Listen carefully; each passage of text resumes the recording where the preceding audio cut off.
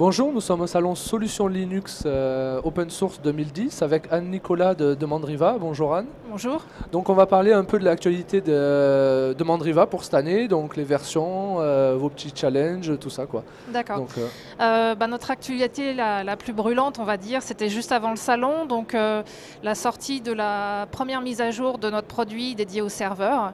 Donc Mandriva Enterprise Server, c'est une version un peu spéciale de notre distribution qui est maintenue pendant 5 ans, donc vraiment dédiée au serveur, avec des focus un peu particuliers sur la virtualisation, qui est devenue aujourd'hui un outil indispensable dans les DSI, et particulièrement sur des technos open source comme KVM, et puis toujours un point d'orgue sur la facilité d'utilisation, parce que c'est le credo de Mandriva, avec un wizard d'installation et puis un outil graphique très tourné sur la gestion des annuaires LDAP, autre point d'orgue dans les entreprises.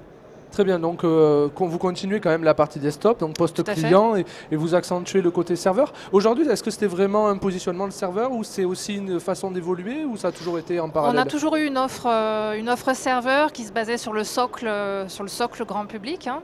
Simplement, effectivement, là on est en plein dans l'actualité, donc on en parle plus particulièrement.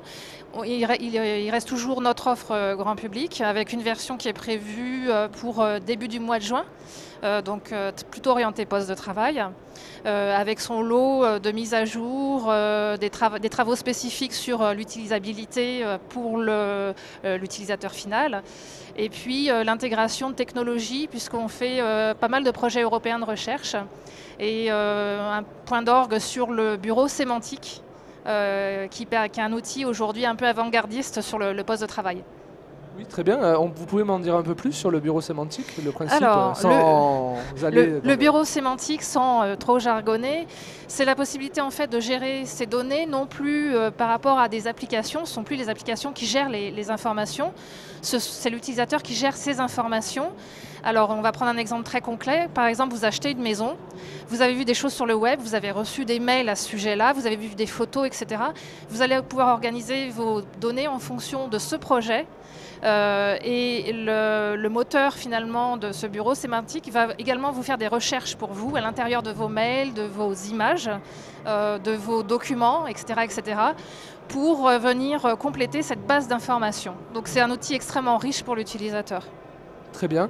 Et donc au niveau des versions, peut-être quelques dates pour cette année. Donc la prochaine version, une réunion, un barcamp ou... Alors la prochaine version donc, qui est annoncée pour le 3 juin. Donc c'est la 2010 Spring, on sera presque en été, mais c'est encore le printemps.